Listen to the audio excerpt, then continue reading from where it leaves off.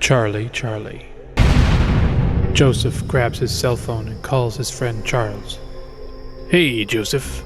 Charles, there's no one at my house. Both Papa and Mummy have gone to a friend's house. Cool, I'll be there in a jiffy. It was not long until the doorbell of Joseph's house rang. Joseph opened the door, and Charles was on the spot. Dude, come in.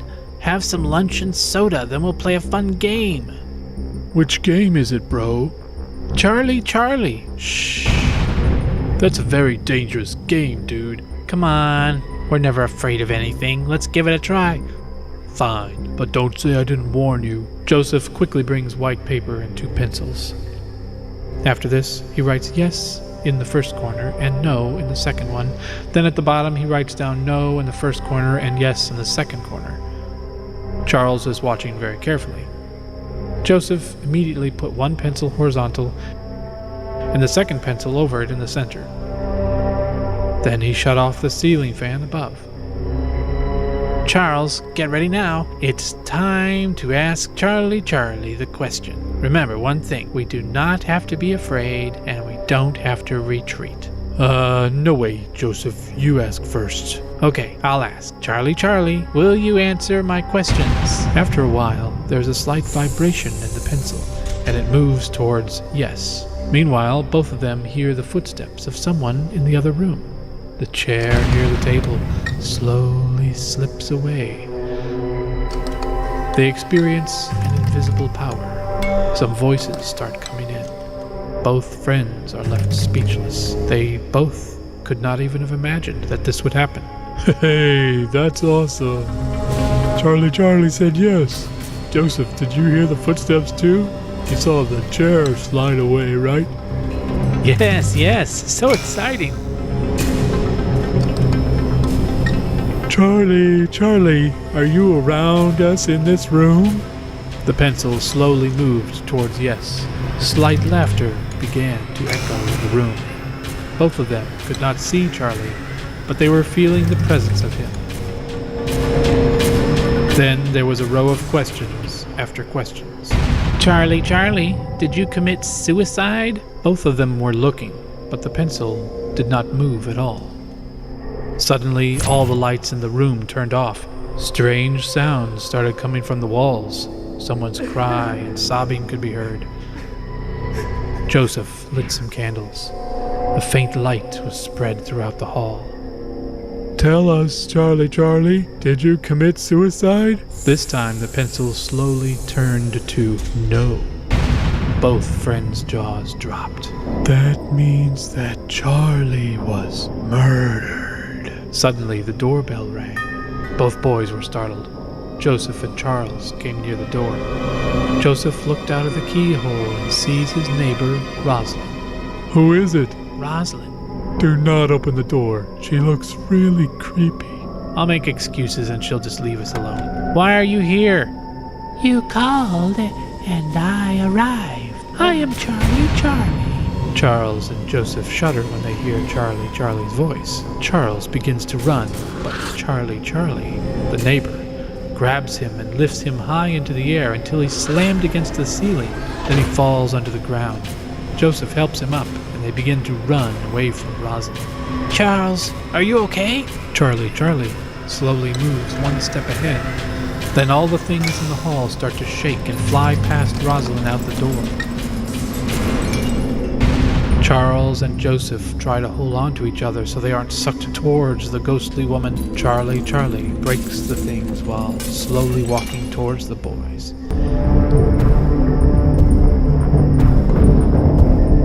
You have started it, but I will finish it.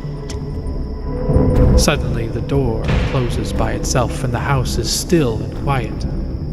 Charlie, we're your friends. Charlie laughs loudly. Would you like to see how I was murdered? We don't want to see that. Please, leave us. We will not play this game again. I want everyone to play this game. I enjoy it a lot. Don't you enjoy it? Yeah, but we gotta get going now.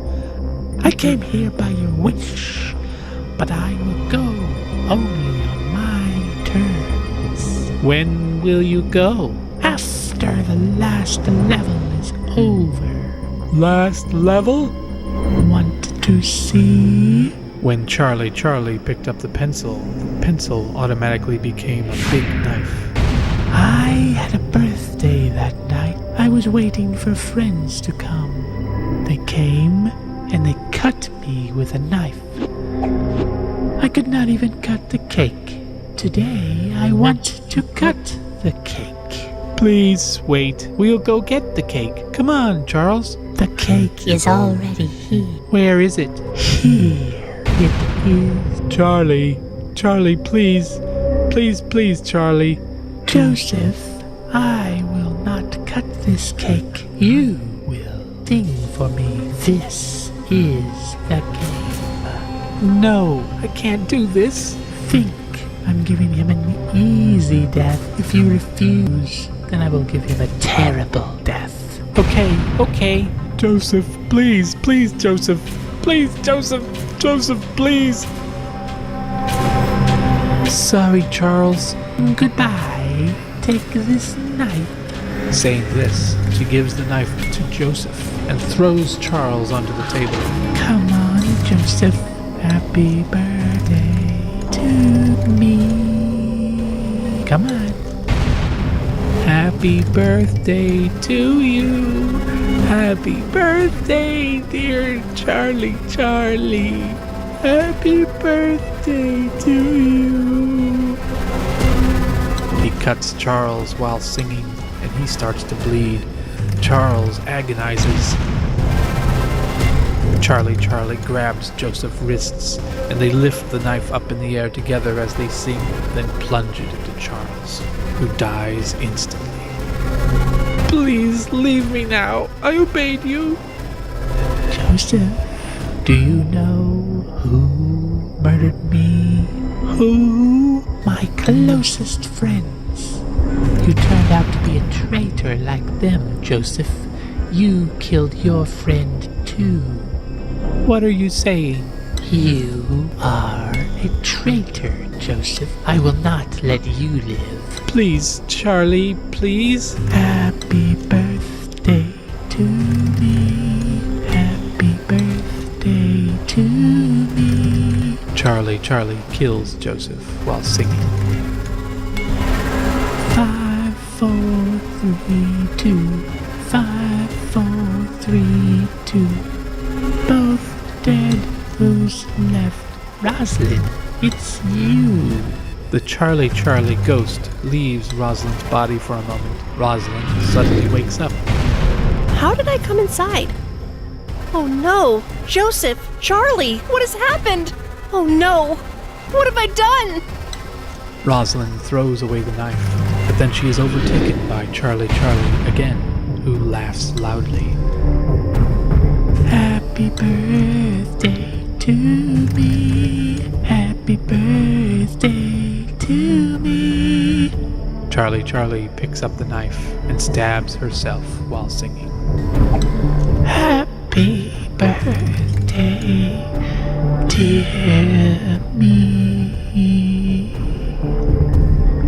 Rosalind kills herself while singing and crumples to the ground, dead. The end. Bigfoot. A team of 5 mountain climbers is sitting in a tent beside 2 trees, which is on a high, snow-capped hill. Icy winds were blowing outside. A bonfire is lit on one side. Wild animals are making sounds from the surrounding dense forest. They are all talking to each other.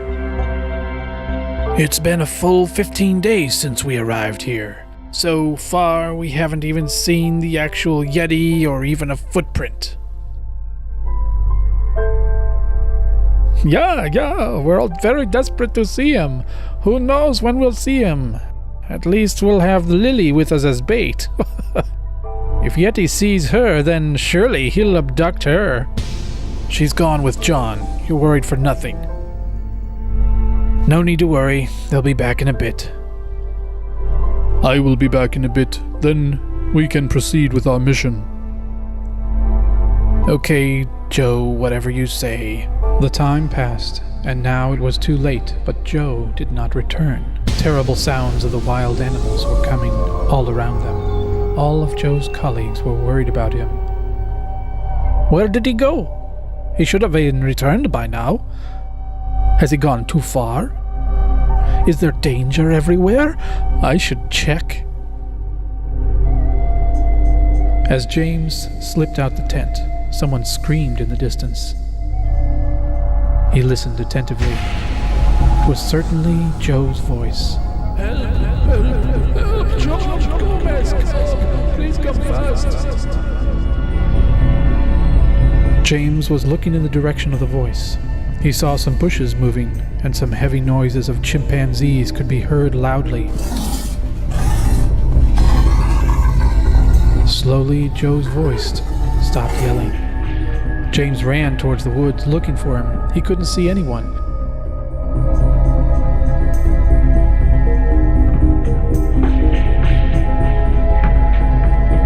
But he found a path leading to the mountain. Wild wolves were wandering around. He saw some big footprints. He started watching closely. They were footprints of someone's very, very big feet. Suddenly, James shouted out loudly, "Joe! Joe, where are you? Gomez! John! Come fast!" After a while, Gomez, as well as John and Lily, came running. "What's the matter, James? Why did you scream? Where is Joe?" "There's no trace of Joe. He came this way, and now I didn't know where he went. I heard his scream. Some bushes were also shaking here, and after that, I came here and nobody was here. Look at this, someone's long, large footprints. These are very big footprints. It might be the footprints of a Yeti. How could Joe have gotten himself into trouble?" Yeah, that was my job. But he's funny. Do Yetis like funny guys? "This is no time for jokes. We need to track him down. Let's go. Identify the footprints." They all stepped forward, looking at the footprints. It was snowing heavily.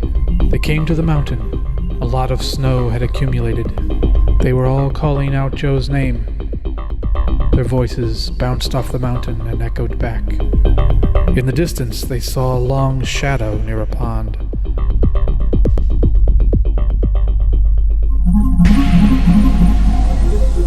Some terrible, terrible sounds were coming from there. "Joe, Joe, Joe, Joe, Joe, Joe, Joe,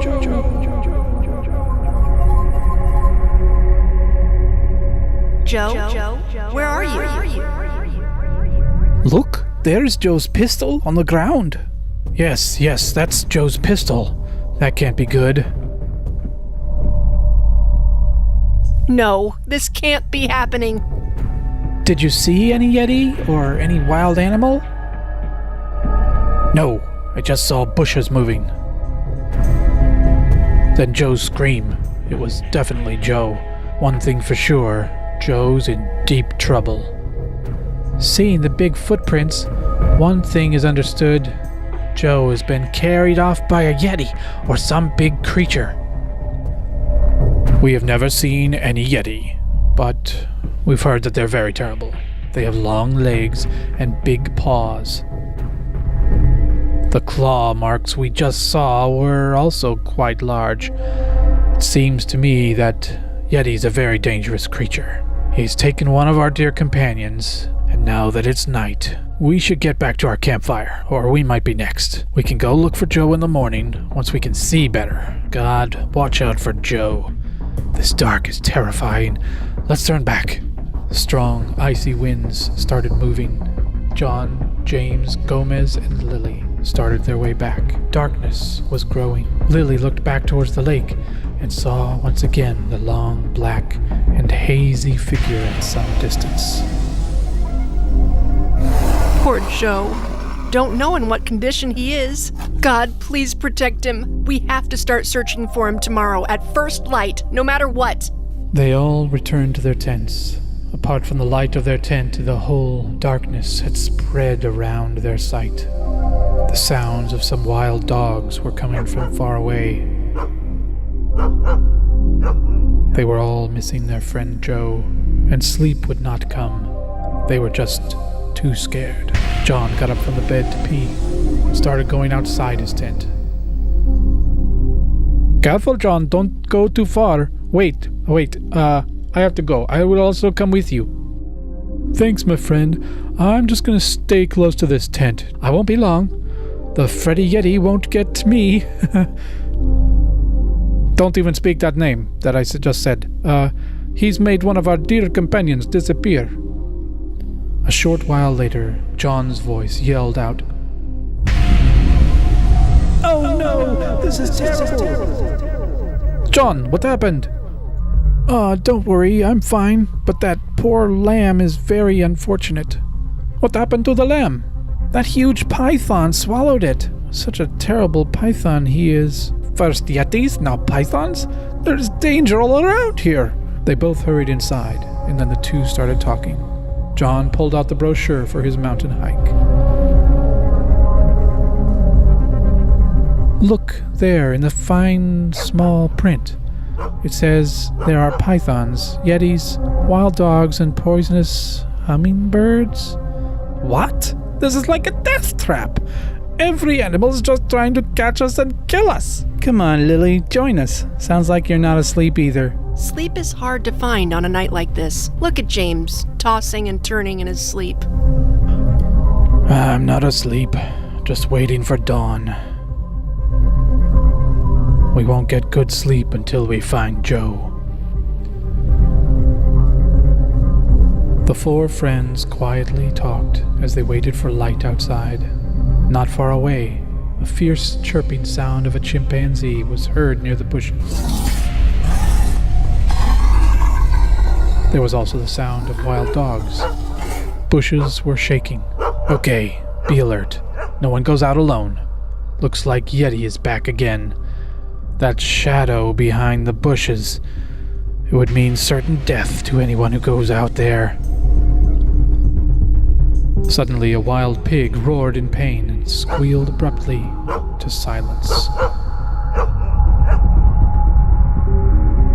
Then, dozens of dogs howled in the distance, and the chimpanzee's terrible chatter re-emerged. Is that the voice of the Yeti? It has the same sound as a chimpanzee, but in a very high pitch. We have heard his voice, but it is not right to take a risk seeing him. You're right. Going near him will be like to stare directly into the eyes of death. After some time, there was utter silence everywhere. Early sun rays were touching the ground. These four friends came out.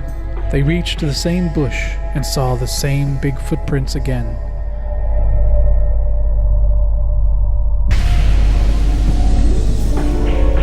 They continued their search for their partner Joe. They searched for him all around, but failed to find anything.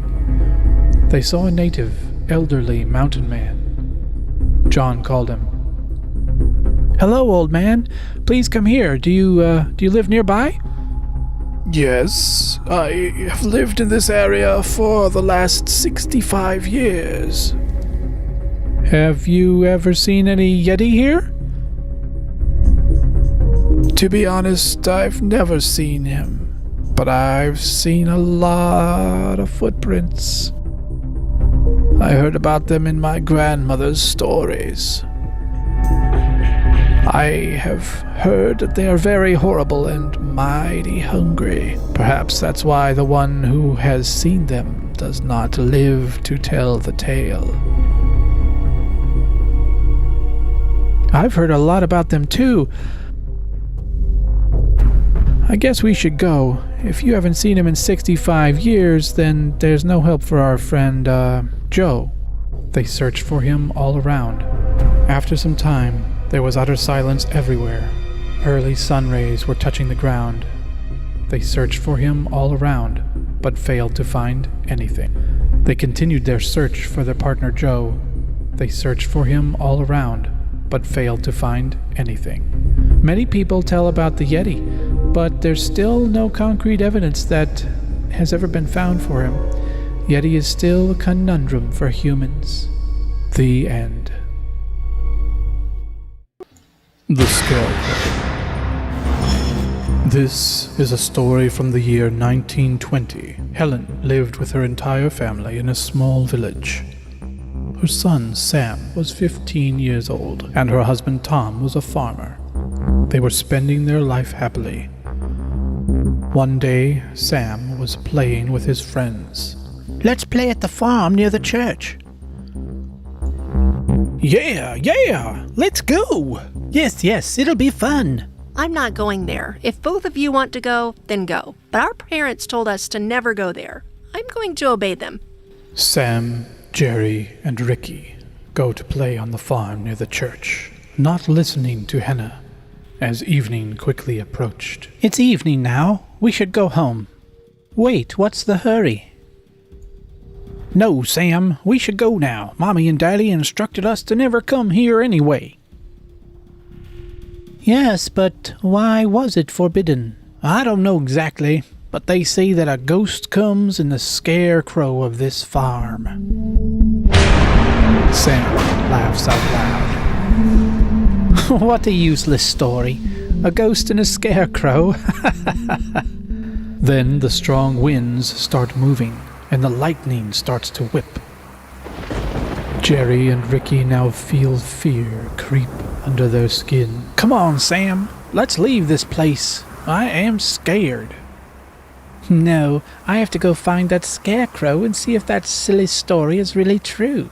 Jerry and Ricky then run further into the deepening darkness. How scared are all the folks in this small town? They've made all the children cowards with their dumb stories of... Sam takes a walk in the cornfield. When he walks a little further, he feels that someone is following him. He stops and looks behind him, but doesn't see anybody. Then he continues walking. Then Sam looks to where the scarecrow is normally posted in the field, only to find that there is no scarecrow. Sam is surprised upon this odd discovery. He looks around, but there is no scarecrow anywhere. He begins to feel a little scared. Where did that scarecrow go? I think I'm gonna head home now. As Sam turns back to head home, Scarecrow is instantly standing in front of him. Half of his face is burnt. His eyes are red. His face is terrible. Sam is horrified to see him and runs away, but his escape is in vain. Because wherever he ran, Scarecrow would appear in front of him. Sam falls to the ground, and Scarecrow leerily approaches him. Where do you think you're going, child? Get away from me. Let me go. No, I don't let go of anyone. No one escapes. Stay away from my farm. Sam tries to run away, but the Scarecrow grabs his leg and throws him into the air. Sam falls to the ground and is bruised on his head by a stone. He is bleeding. Suddenly, in the same field, it becomes a marsh, and Sam sinks into it, where many more skeletons are around him. Sam's mother and father come to Jerry, Ricky, and Henna, and they look very upset. What's the matter, Auntie? Our son Sam has not come home yet. Do you know where he is? Jerry and Ricky look at each other fearfully.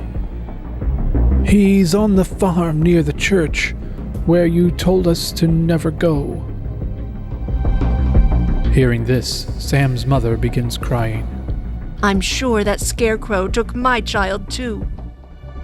There's no use in crying. We have to go and look for him. Wait, we should take the help of Father Peter. He will help us. Everyone goes to visit Father Peter to seek help. My father has given his life to liberate that scarecrow's soul to help this village. I will not let his sacrifices go in vain. Perhaps this is the right time to destroy that scarecrow. But who is this scarecrow? And why is everyone so afraid of him? 50 years ago, a farmer lived near the farm beside the church named Max. He used to grow the best grains in his field, and he was progressing day by day, seeing his other farmers in the village start to get jealous. Everyone slowly avoided Max. Max felt very alone, for he was unmarried and both of his parents had also died. But his profits would be many times more than all the other farmers. All the farmers were upset about this. They jointly made a plan. One night, while Max was sleeping at his house, farmers went into his field and set it ablaze, and all his wheat was burnt. Max ran into his fields and saw that the fields were burning, and he realized that it was the work of the jealous farmers. He took a hammer and hit it on the head of one farmer, and all the other farmers brought him near his burning fields and tied him to the scarecrow. Along with the farm, he died too. But his soul is imprisoned in that scarecrow, and then that scarecrow killed all the peasants, and whoever goes around the farm since then, well, he kills them too. We'll have to find Sam soon, Uncle Peter. Peter, Helen, and Tom come to the farm and start calling Sam. As Helen's torch falls to the ground, she sees that Sam's clothes are lying there. As she leans down to pick them up, she sees two very frightening feet. She slowly raises the torch, trembling in fear, and sees Scarecrow looming menacingly in front of her.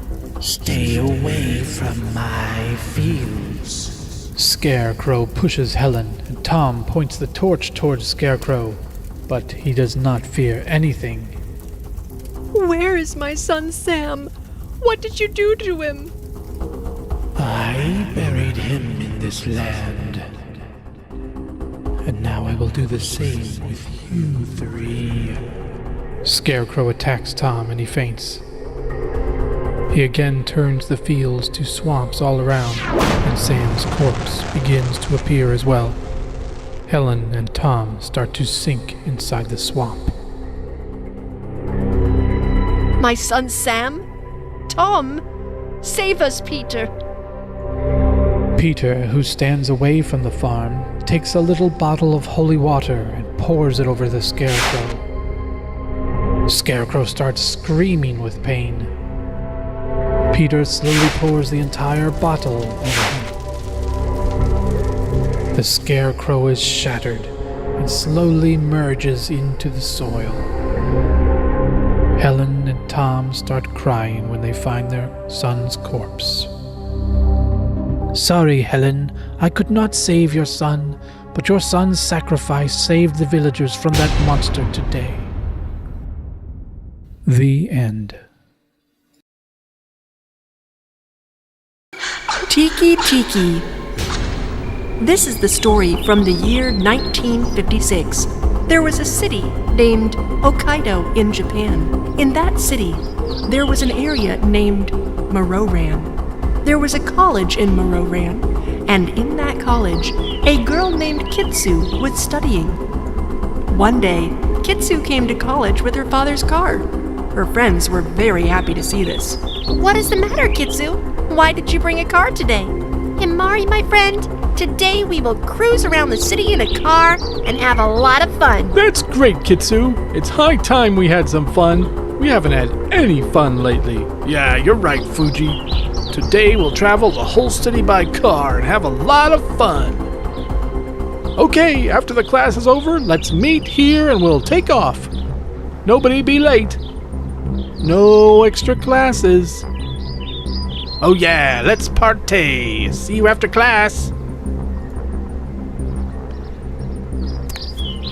Everyone returned to their classes. In the evening, when the college was over, Kitsu brought the car and everyone piled in. They drove all over the place. Okay guys, where to next? I'm running out of ideas.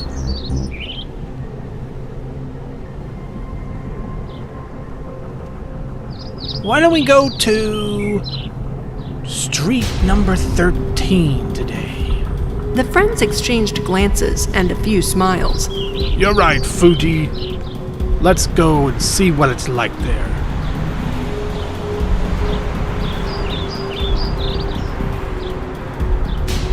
What are you guys talking about? What's so special about Street 13? What are you talking about, Amari? You really don't know about street number 13? No, obviously not. I just moved here, remember? That's why I'm asking you guys. Fuji, you tell Himari. 20 years ago, a girl named Kashima Riko lived on that street. One day, some goons harassed her and cut her body in half. Since then, the upper part of her body keeps roaming that street, and as soon as anyone passes through that street, she kills them. She is known as Tiki Tiki in Muroran. What? Why? It's said that she's looking for her bottom half. Kills everyone wanting to take their legs as her own.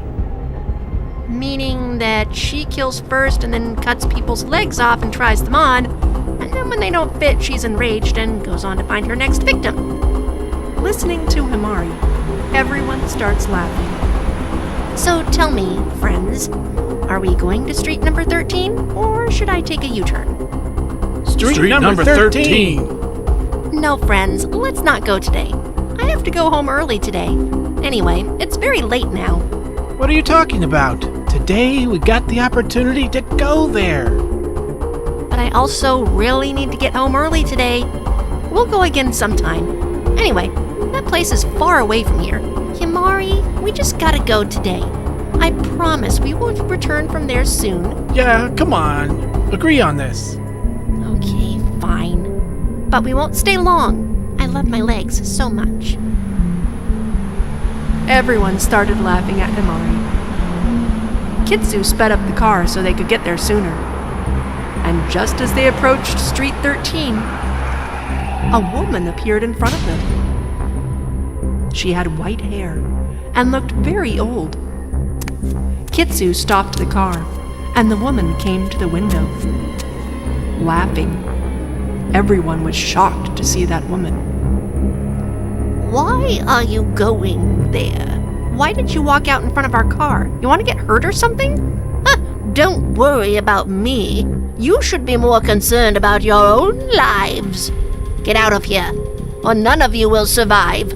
No one. The woman left from there, warning them all. The four friends got upset for some time. Very strange woman. Now I definitely want to know what this is in the street number 13. Let's speed up, Kitsu. Kitsu sped up again and turned onto street number 13. They parked, and all got out. They were all looking at the street. No one lived on that street. All the homes were boarded up. The street was completely deserted, and there was nothing but street lights all around. I don't see anyone here. I guess Kashima already knows our legs are the wrong size for her. The other kids laughed at her comment. Before they could go back to their car, a knife flew through the air and stabbed Himari in her neck. Blood starts pouring out from Himari's throat, and she falls to the ground. Himari! Who threw this? Himari! Himari suffocates. Seeing this, the other three friends were terrified. We have to go to the hospital as soon as possible. They started to hear a strange sound from up the street. When the three looked at the street, they saw two glowing eyes coming close to them. She was none other than Kashima. Half of her body was crawling towards those four, but she was so fast. Kashima came to Kane and stabbed the knife into his shoe. Kane screamed badly. Run, everybody! We've got to get away from here! Kitsu and Fuji started running, but Kashima grabbed Fuji's leg, and she bit into his leg. Fuji fell to the ground. Kitsu looked back, terrified and shaking. Kashima was attacking Fuji's body with her sharp teeth. Kitsu ran towards the car and started the car and drove it away quickly. Kashima saw Kitsu's car going. She too started pursuing Kitsu at high speed. Kitsu was sweating while sitting inside the car. Kashima jumped on the front glass of the car and broke the glass. Kitsu opened the glove box and took out a knife from it and attacked Kashima. But it did not have any effect on Kashima. She snatched Kitsu's knife and stabbed her with it. Kitsu also died. The next day, 2 policemen were passing through that place when they saw 4 bodies lying on the ground. 4 corpses were lying on the ground, their torsos cut off from their legs. Surely this has been done by Kashima's ghost. Don't know when people will understand how important it is for them to stay away from this place. 1 month after this incident, a man was passing by street number 13. He was already very scared. I must be crazy going through here, but I've got to get to work. My boss told me this was a shortcut. I wish I'd checked a map first.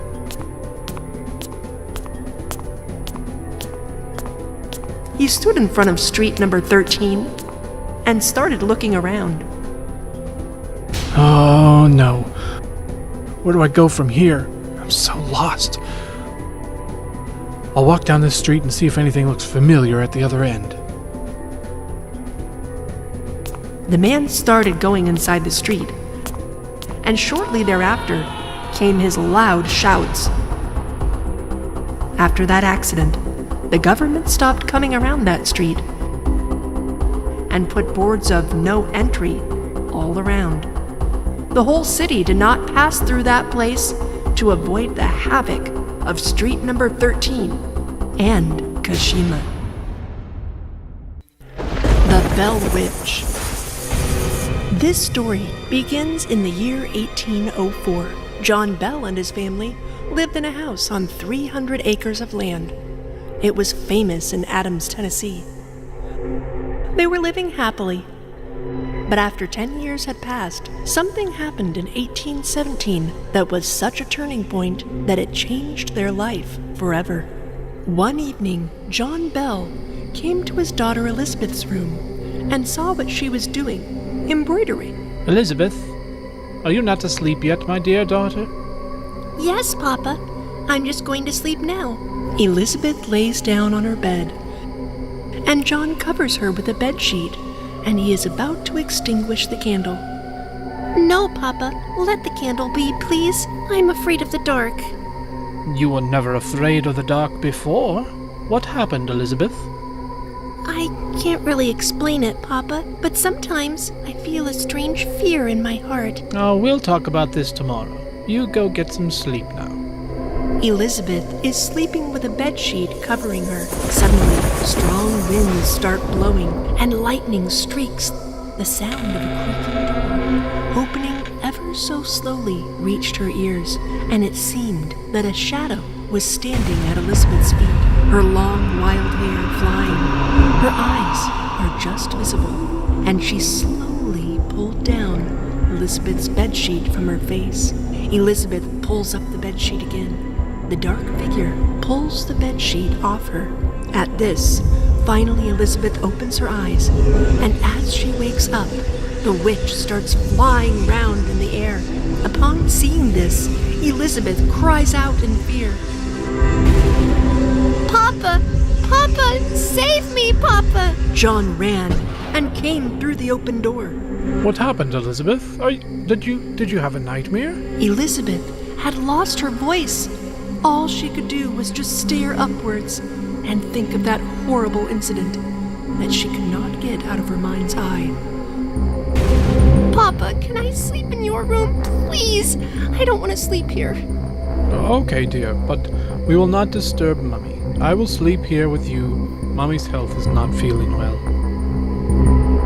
The next day, Elizabeth's mother, Frida, was drying the clothes outside when Elizabeth arrived. Dear Eliza, did you have a nightmare yesterday? No, Mother. It was all true. You think I'm lying, but everything really did happen. Okay, dear, you go to your room. I'll prepare lunch and let you know when it's ready. Elizabeth leaves to go to her room. Frida is coming inside the house after drying clothes. When the witch sees Frida going into the house, she quickly flies towards her, and all the clothes fall to the ground.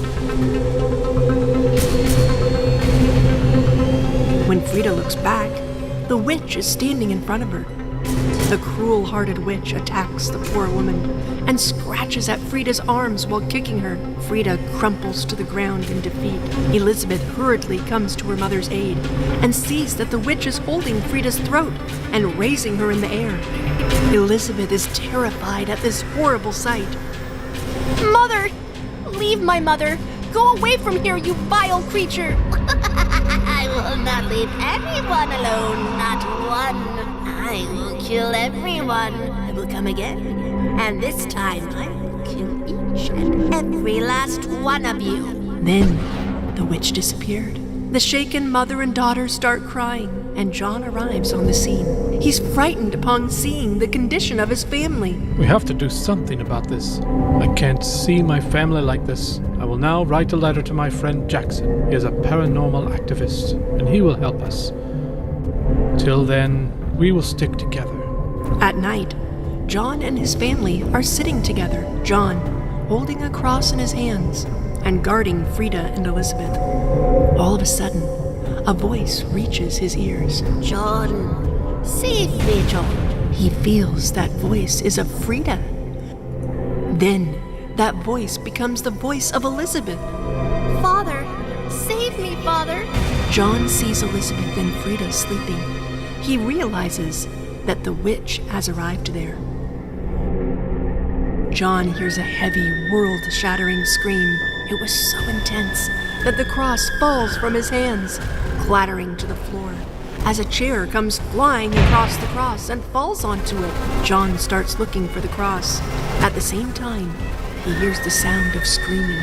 When he looks back, the evil witch is slapping Elizabeth senseless. Leave my family be. Let them go. That's when Jackson enters the scene, and he shows the witch the cross. Upon beholding the cross, the witch hides within a conjured cloud. Why are you here? Why are you harassing John's family? The witch angrily looks at John and grabs Frida's hair and drags her away. Ask me who I am, John. Don't you recognize me, John? Don't you know who I am? I'm Cat Bats, whom you killed 10 years ago. For so many years I've been yearning for revenge. Now my strength has increased, and I will not leave anyone alone. I will destroy this entire family. If he tries to save his family, then John must die. Must die. I will destroy the whole family. Everyone is surprised by this. John is shocked and suddenly starts crying. Who was Cat? John, tell us who was Cat. Cat was our neighbor, and out of 300 acres that we owned, 200 acres were her land. At that time, my family didn't move into this home. My eyes were on Cat's land. I went to talk with her one day. She refused to give me the land, and my ego was hurt. So one night I murdered her and took all of her land. Papa, I had no idea you were such a wicked-hearted, conniving man. I'm ashamed of you. The witch wants revenge. The only way she'll be appeased is by John's death. Otherwise, she'll continue to haunt and torture this family like this. Suddenly, all the candles start extinguishing. Once again, the witch, with rage in her eyes, makes her presence known. Going to Elizabeth and Frida, she grabs each of them by their respective throats and lifts them violently into the air. What do you think, John? Want to see the death of your entire family in front of your eyes? John is shocked and moves slowly and takes the knife which is on the table and stabs himself. Obviously satisfied, the witch releases the poor mother and daughter and disappears from there. Elizabeth and Frida run to John's side, weeping. Forgive me, if you can. The end. Ghost Under the Bed. This story is from the 1980s. A dad named Alex works his job just outside his hometown, London. He's looking for a house for rent for his wife Daisy and their 15-year-old daughter Lucy. He hears of a house they can afford to rent, and he takes Daisy and Lucy to that home to show them. Daisy, this house is good for you and for Lucy. There's security here, and it's not far from the grocery store, and I can drive to work and come home. I like the place. Yes, Alex. Both of us will be comfortable here. Don't worry at all. You just concentrate on your work.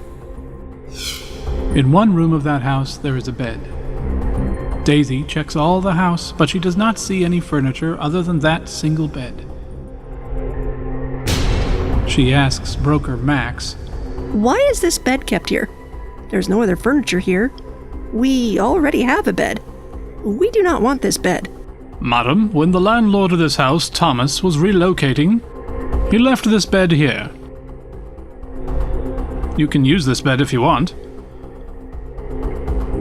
Okay, we'll use it, but I would like to buy a new mattress for this bed. Okay, sir. Then you can rent the place next month.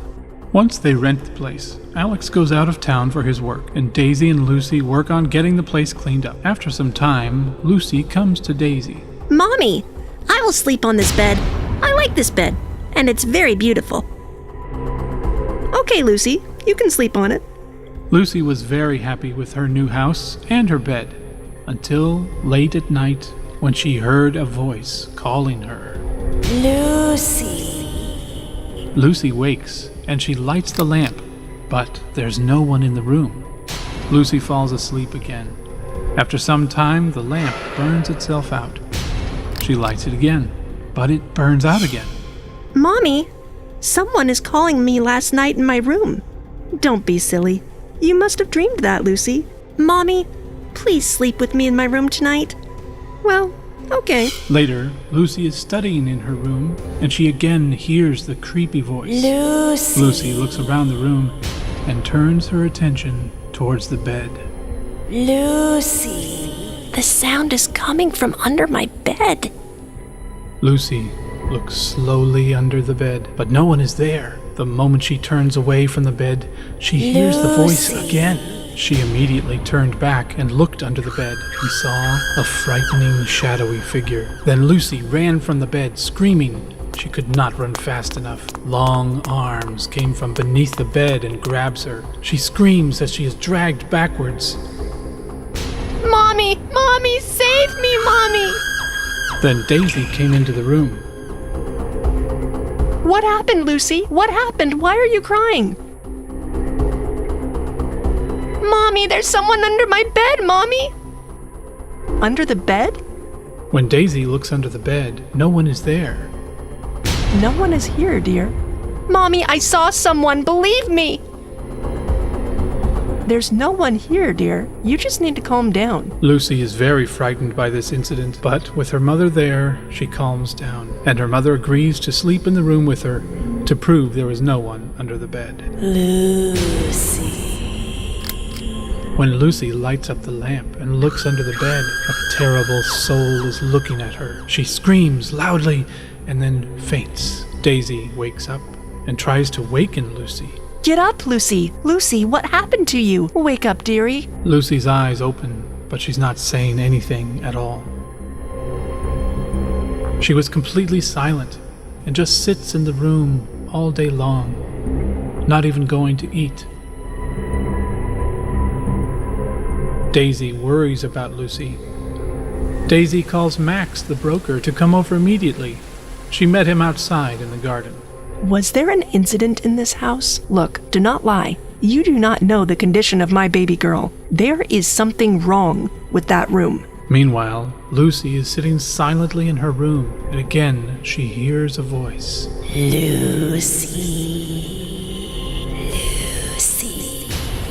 Lucy stands up. The room door automatically closes. Just then, a soul comes out from under the bed, and the room is filled with its strange darkness. That soul was a ghost. She had a terrible face. She had long hands that lifted her up into the air.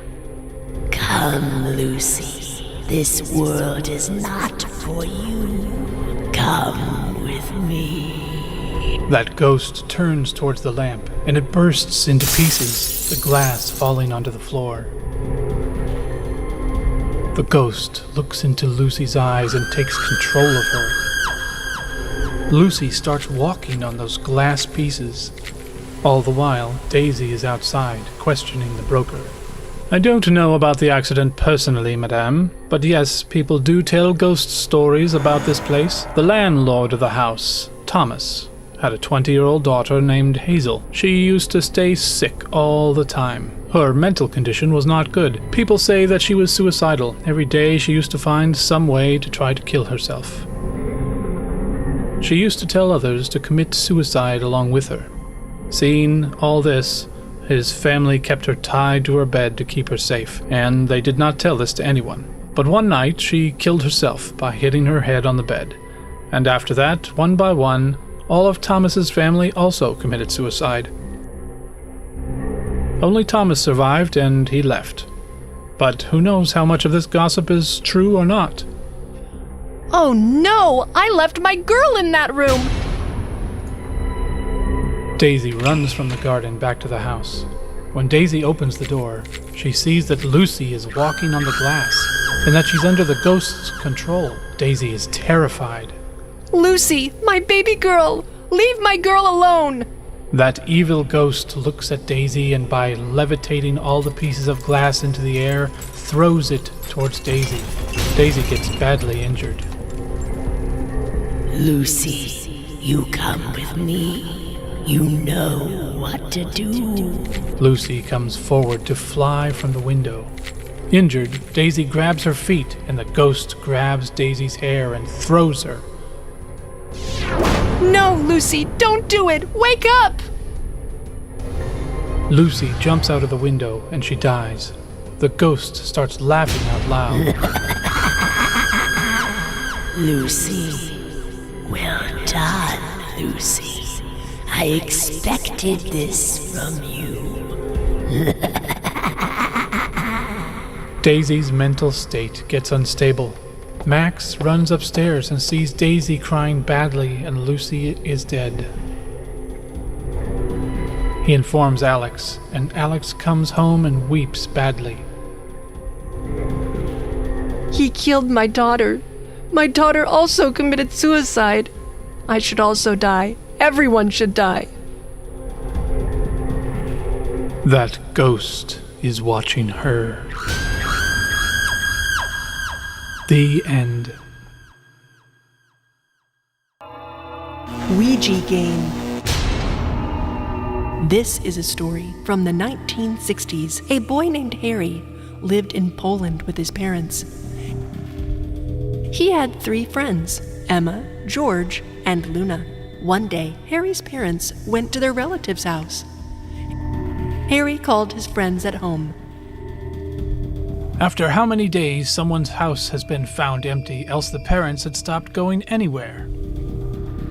Everyone laughs and sits on the couch. Now tell me, what should we do? We all have all night ahead of us. Let's play Truth or Dare. What kind of game do you want to play? I have lots of games. Which one? Ouija Game. I just got it. It looks like fun. George removes Ouija Game from his backpack. It is a dark board, cracked and creepy looking. Where did you get this board, George? It belonged to my brother. I found it in his basement. Yes, let's start playing. I don't know. Looks creepy. Scaredy cat. It'll be fun. The 4 friends each placed their left hands on the board and look at each other. Candles are burning all around. George begins reading by looking at the paper provided with the board. If there is a soul around us, reveal yourself to us. All their friends look at each other and are also nervous. George repeats the same statement. If there is a soul around us, reveal yourself to us. That's when they hear the sound of glass breaking. When they look at the front of the house, they see there is a broken window. Luna sounds very scared. Looks like someone has heard our voice. Soul, if you can hear us, answer our call. Everyone looks towards the board game, and letters appear in the center of the board. Y-E-S. The children look at one another in terror. I'm so scared, guys. We should stop this game. No, the real game has just started. George, you should ask that soul something else. George thinks for a moment, then asks. What's your name? They all look towards the board, but there is no answer. I'm asking again, what is your name? The previous letters disappear, and new letters reveal themselves. E-V-I-L. Evil! Its name is Evil. This must be a demon. George, stop this game right now. Suddenly, the candles all go out, and smoke fills the room. The 4 children start coughing. George, what is happening? I'm very scared. We should stop this game right now. Everyone removes their hands from the board and closes the box. The smoke slowly disappears. Thank God everything is under control now. George, we survived narrowly today. Yeah, man, you're right. A shadowy figure stands up behind George. The 3 are horrified to see him. Look behind you, George. George looks back and screams. His arms and legs are very thin. His eyes are red and bloody. There are bruises on his head. The 4 tremble at seeing that shadow. What happened? You children got scared of me. You guys have called me only. Do you know I was alive like you all? I used to breathe. And you know what I used to do? I used to burn down the small children to their death. Do you know why? Because I was insane.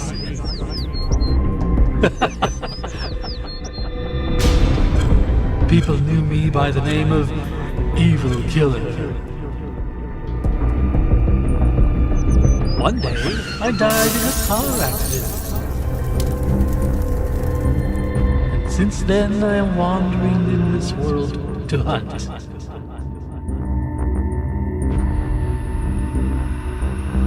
Today, you have made my work easier by calling me back to this world.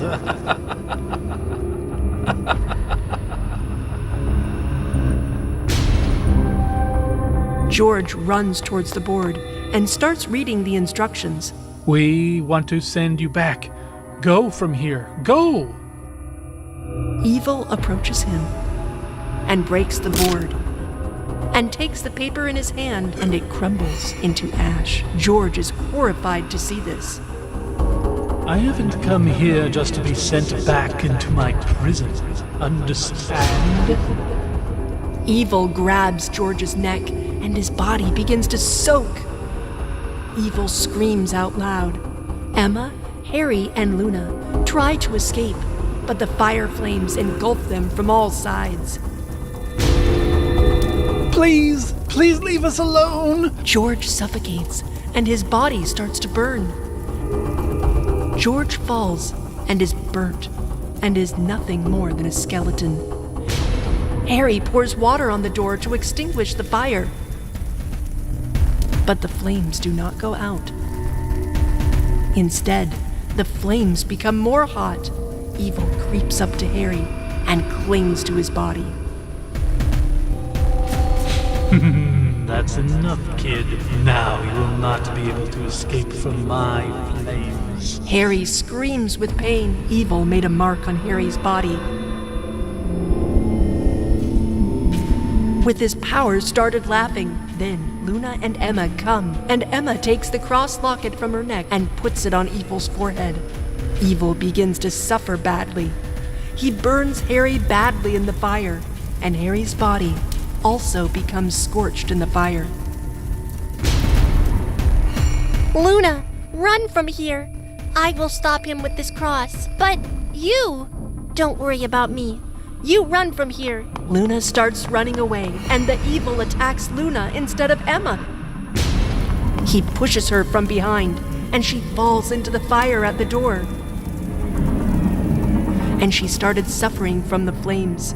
Emma has a cross in her hand, so as soon as evil starts to hurt her, he is in pain. He cannot do any harm to Emma. I'll be back again.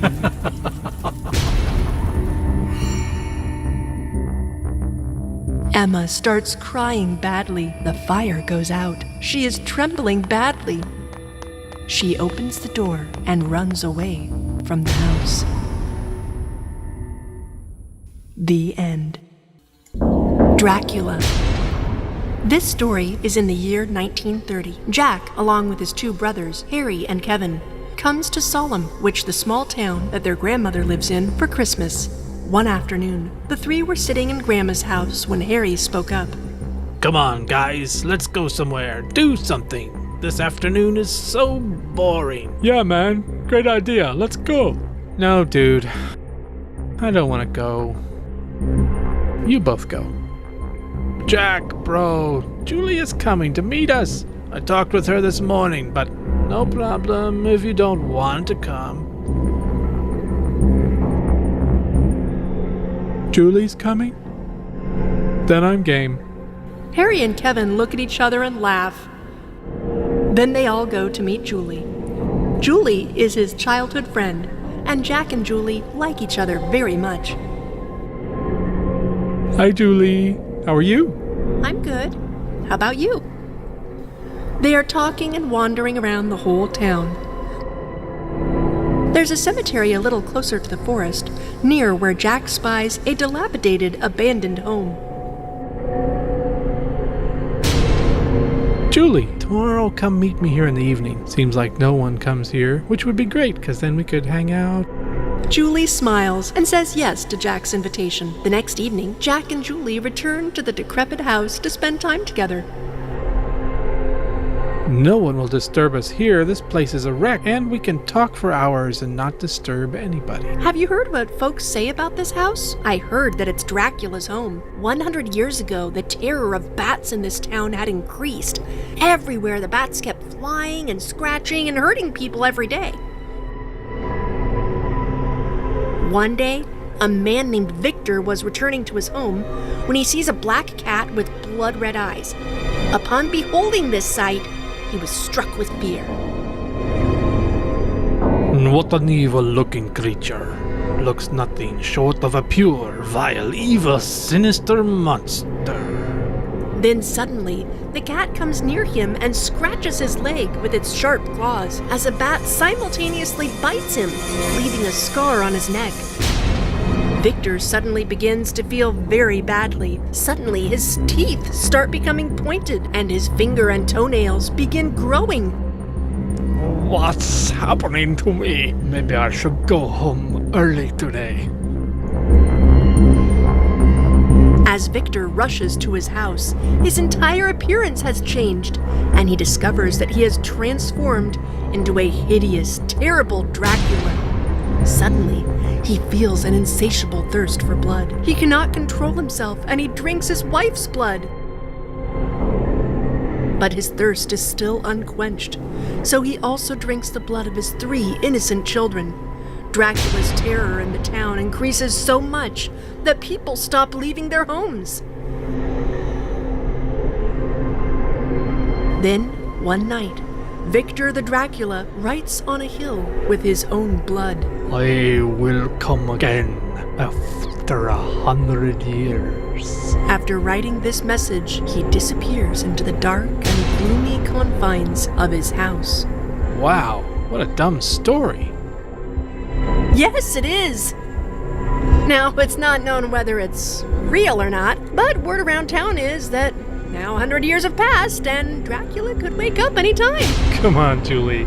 Enough of these scary stories. It's too late to talk of such things. I'll see you again tomorrow, at the same time. On the same night, the terror of bats again takes place in the small town. Angry squeaking from the bats, and in the midst of all this pain and chaos, Dracula's eyes open.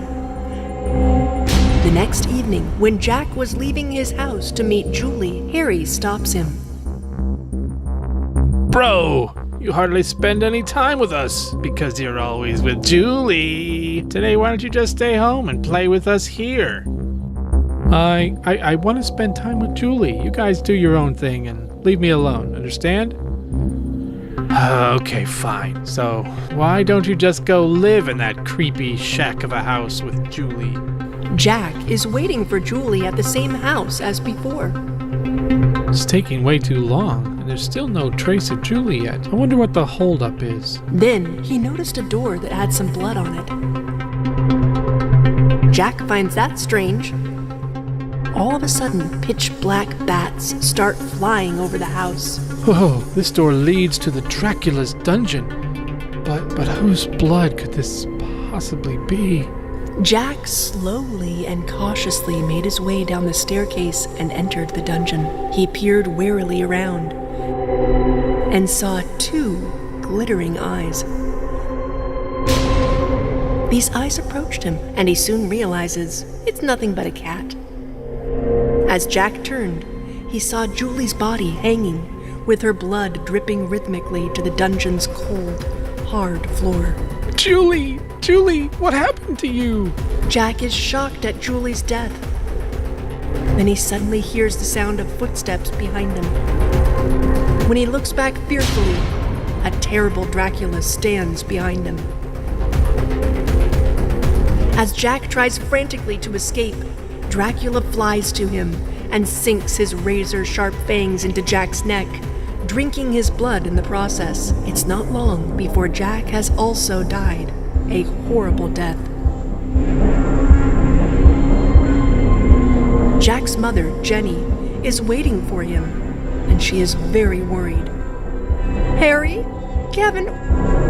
Where's your brother? Do you know what time it is? Mom, Jack spends pretty much all day, every day, with Julie. I bet right this minute now that he's probably still with her. But this is the day when storms break loose from the foreboding skies and the whole town is engulfed with a plague of bats. Jack's grandmother is greatly frightened. Looks like Dracula is back.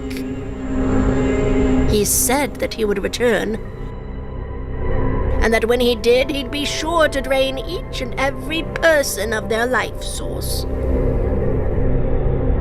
What? What are you talking about, Mother? It hasn't been 100 years yet.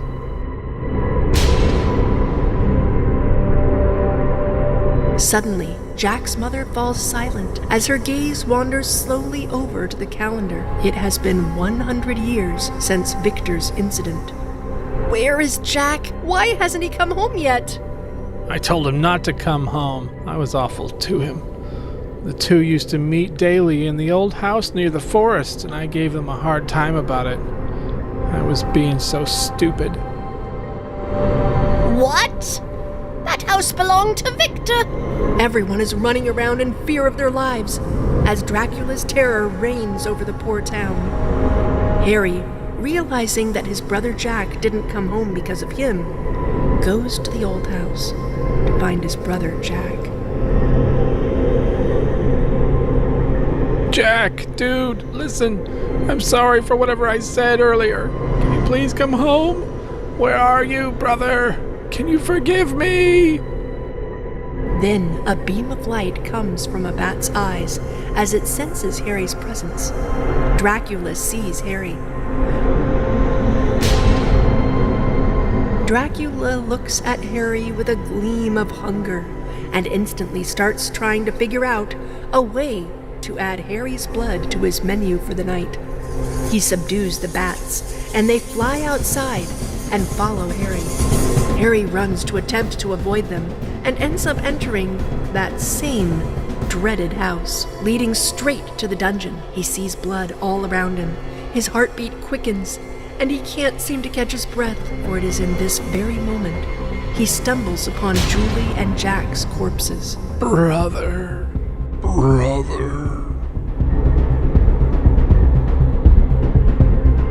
Dracula appears in front of him and he screams loudly. Dracula is approaching him.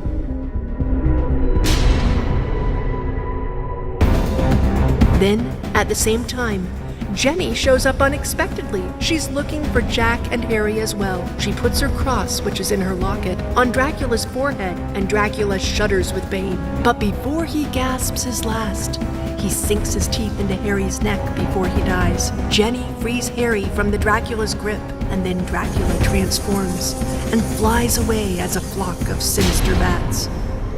Harry, are you all right? Yes, I'm fine, Mom. But Jack and Julie...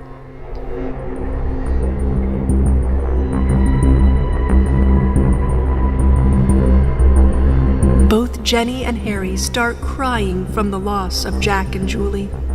The next day, Harry is resting on the bed when he suddenly starts feeling strange. He opens his eyes and studies his reflection in a mirror. Harry's teeth start to turn fang-like.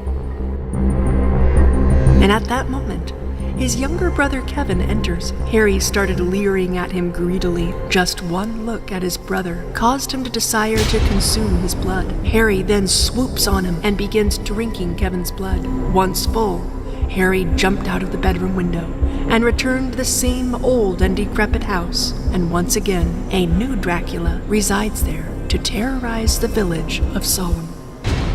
The end. The Black-Eyed Demon. This story is from the 1980s. Kevin lived in Texas with his wife Rachel, his son James, and daughter Emma. It was winter, and the whole family returns home late at night. Are we home yet, Daddy? I am very sleepy. Don't bother Daddy, sweetie. He's driving. Dearie, you can count until 10 and we'll probably be at home.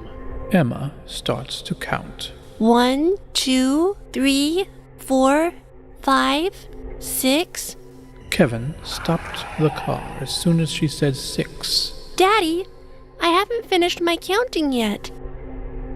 There, standing in front of the car, is a shivering child, standing in the road.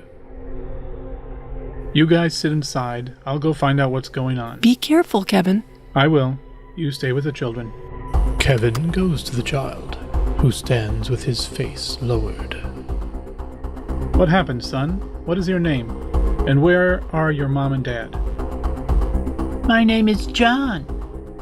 My mom and dad told me to wait for them here. We are very poor. I have been standing since morning, and they did not come. The child looks at Kevin. Kevin feels pity for him. Let's go. You can come to our house today. Kevin makes John sit in the car and tells Rachel everything. But Kevin, how can we take someone else's child to our house? What if his parents come looking for him? I don't know that, Rachel, but we can't just leave him here in the cold. Kevin drives the car and everyone comes home. James and Emma are staring at John. John silently comes inside the house. As soon as he comes inside the house, he looks up at the chandelier. A devilish grin crosses his face. Kevin was standing directly below it. James and Emma, this is John. And today you guys will share your room with him, okay? Okay, Daddy. James whispers to Emma. He's really strange. Why is he just staring at the house? I don't know, brother. Maybe he's never seen such a big house. Come on, John. Let's show you our room. John, first come and eat something. No, I'm not hungry. John, Emma, and James go into the room. Strange. He was alone on the road since morning and now saying he's not hungry. That doesn't seem right. You too, Rachel? Come on, I'm very sleepy. As Kevin and Rachel begin to leave, the hanging chandelier falls from the roof. They both get scared. See? I said something is wrong. Nothing's wrong. I'm fine. The screw must have just loosened in the chandelier. Thank God the children weren't around. Now, let's clean it up before the kids get into this mess. Just then, John is looking at them both with his black, scary eyes, and goes away smiling.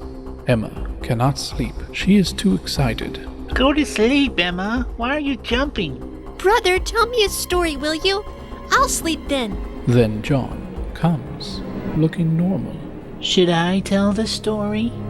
Emma and James look at John as he starts telling the story. 11 years ago, a woman named Helen came to this city. She was very poor and looking for work. One day, Helen meets a man named Peter. Peter was born with black eyes, and his family called him Satan.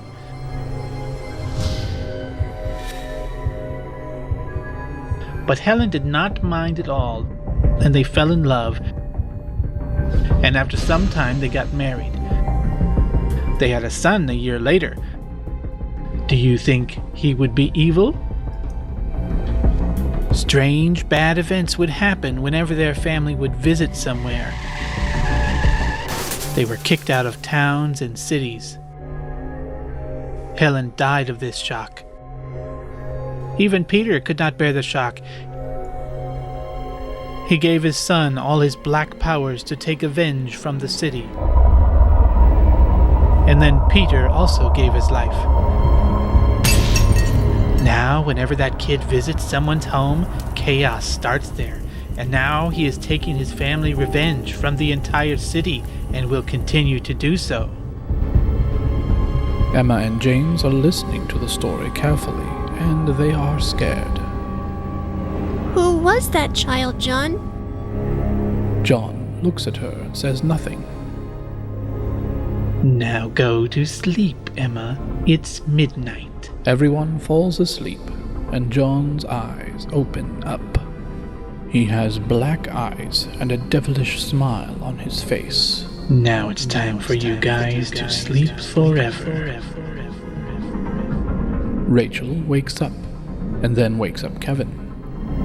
Wake up, Kevin. I can't sleep. An unknown child is in my children's bedroom. Okay, let's see if everyone is asleep or not. John pushes Emma and James off the bed. What are you doing, John? Is this a time for a joke? Emma starts crying. Kevin and Rachel rush to hear Emma's crying voice. As soon as they open the door, they are left speechless. James and Emma are crying badly. Mommy, John has beaten us. When Kevin and Rachel look at John, John's eyes turn black and he laughs out loud. Calling me to your home, guys. You have called your doom. Now everything will be ruined in this house. Kevin angrily runs towards John, but is suddenly overtaken by John's evil eyes. Kevin's eyes also turn black, and he picks up a knife. Don't think, Kevin. Just obey. Kevin angrily runs towards Rachel and attacks her. Rachel runs away with both children, but John comes in front of her. Leave us alone. We helped you. Let us go. Then Kevin stabs her in the back with the knife. He is still under the control of John. Kevin also kills James. Then John looks towards Kevin. John waves his hand and Kevin jumps off the roof of his house, and he too dies. John sneaks out of the house and makes Emma just like him. The next night, a man named Max was coming home from the office. Then he saw a child who is shivering. What happened, dearie? The child lifts her head and looks at him. She is Emma.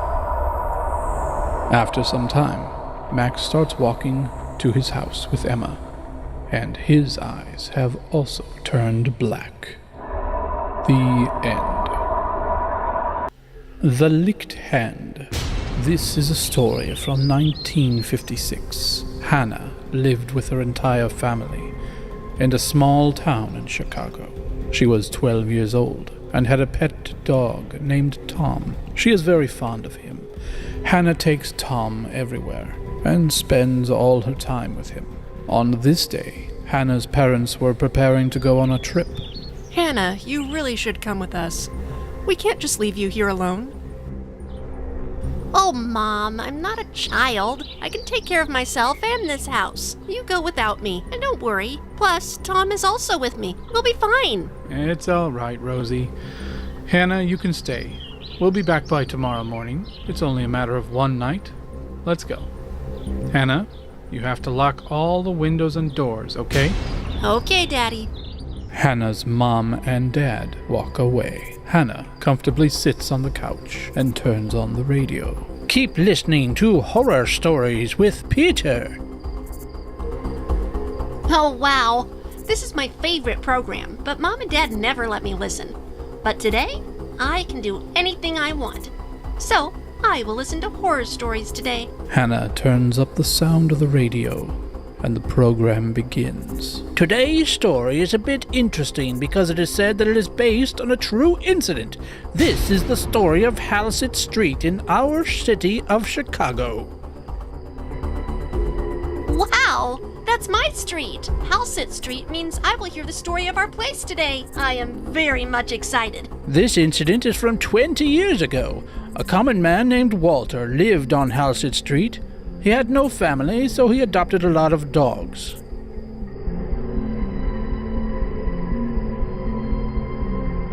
Many of his distant relatives had their eye on Walter's property. Some would even go to his house and try to kill him so they could inherit his house. But Walter had a pure heart. His loyal dogs would always save him. One day, a distant cousin named Mark came to his house. Mark wished to gain Walter's property, and one night Mark went to Walter's room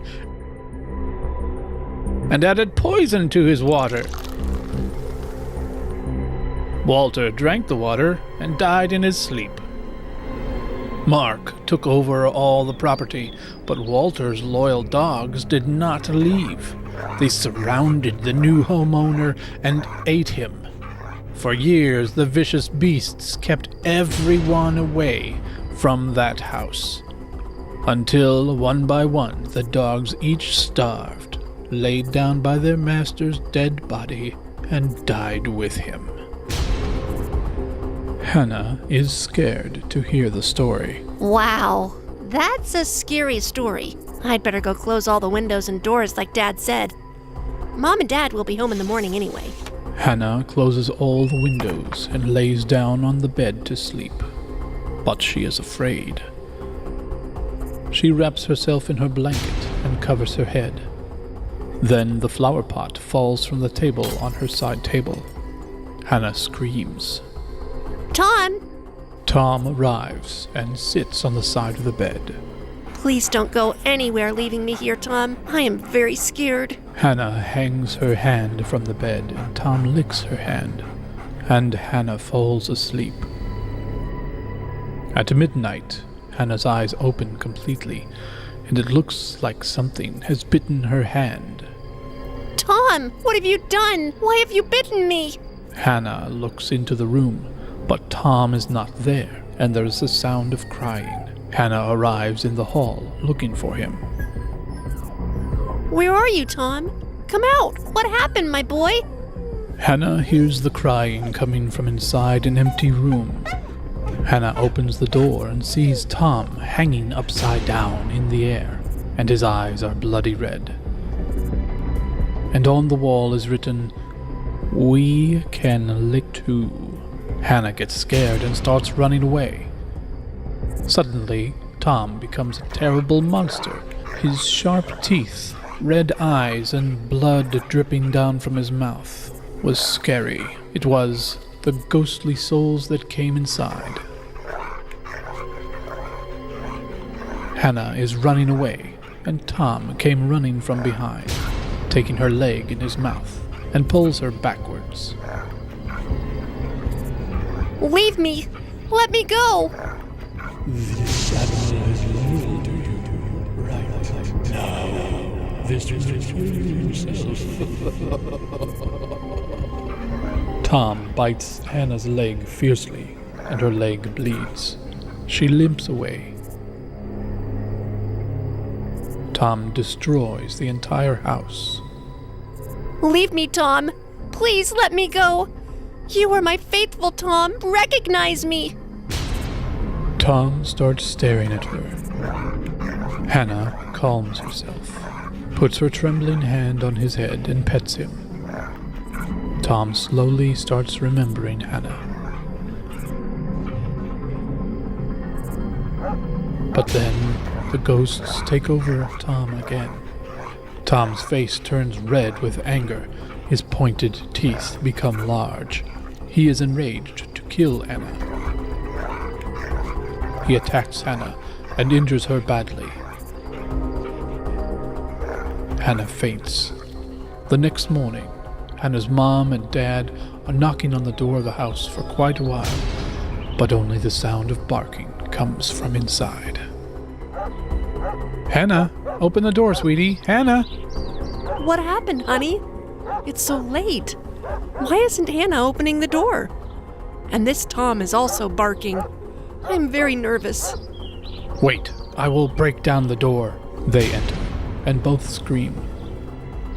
Hannah's corpse is lying on the floor, and Tom is circling her and barking continuously. My baby girl. What happened to my baby girl? Who killed her?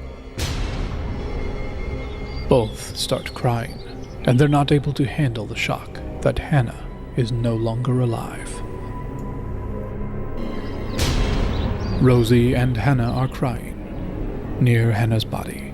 Then Tom comes to their back and starts snarling at Rosie, and the father turn and look back in horror and are surprised to see Tom.